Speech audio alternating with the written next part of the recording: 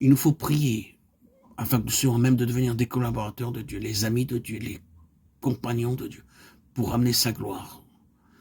De nos jours, nous ne trouvons pas beaucoup de ce genre de prière dans le monde. Beaucoup de gens trouvent que c'est difficile de prier. Ils sont capables de chanter longtemps, de prêcher longtemps, ils peuvent parcourir des kilomètres et faire toutes sortes de choses, mais ils ne peuvent pas prier avec persévérance. De nos jours, nous avons besoin d'un véritable fardeau de prière. Et en réponse à nos prières, Dieu suscitera des hommes comme Samuel, qui sont les bouches de Dieu, les porte-paroles de Dieu, les messagers du Seigneur. La parole de l'Éternel fut adressée à Ézéchiel, fils de Bouzi, le sacrificateur dans le pays des Chaldéens, près du fleuve de Kébar. Et c'est là que la main de l'Éternel fut sur lui. Et quand je te parlerai, j'ouvrirai ta bouche pour que tu leur dises ainsi, parle le Seigneur l'Éternel, que celui qui voudra écouter, écoute, et que celui qui ne voudra pas, n'écoute pas, car c'est une famille de rebelles. Ézéchiel 1, 3, 27. Dieu a besoin d'instruments de ce genre de nos jours qui puissent transmettre le plein, le complet message de Dieu et qui puissent dire en vérité, ainsi parle le Seigneur. Ils peuvent être de n'importe quel pays, de n'importe quelle nation. Il faut qu'ils prêchent le message intégral de Dieu. Il se pourrait que ce message ait un effet destructeur, qu'il provoque des blessures, des plaies, mais il faut qu'il soit transmis. Ce fut là le ministère de Samuel. Samuel fit ce que l'Éternel avait dit, et il alla à Bethléem. Les anciens de la ville accoururent effrayés au-devant de lui et dirent, ton arrivée annonce-t-elle quelque chose d'heureux? 1 Samuel 16, 4.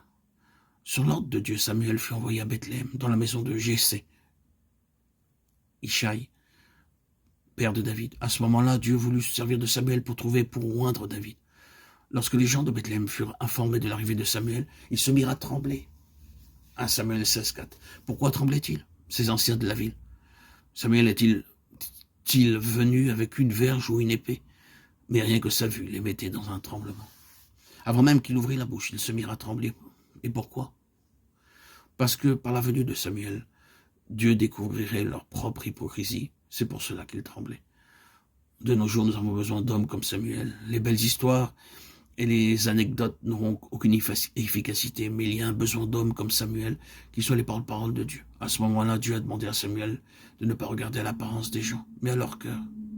Et l'Éternel dit à Samuel, ne prends point garde à son apparence et à la hauteur de sa taille, car je l'ai rejeté. L'Éternel ne considère pas ce que l'homme considère.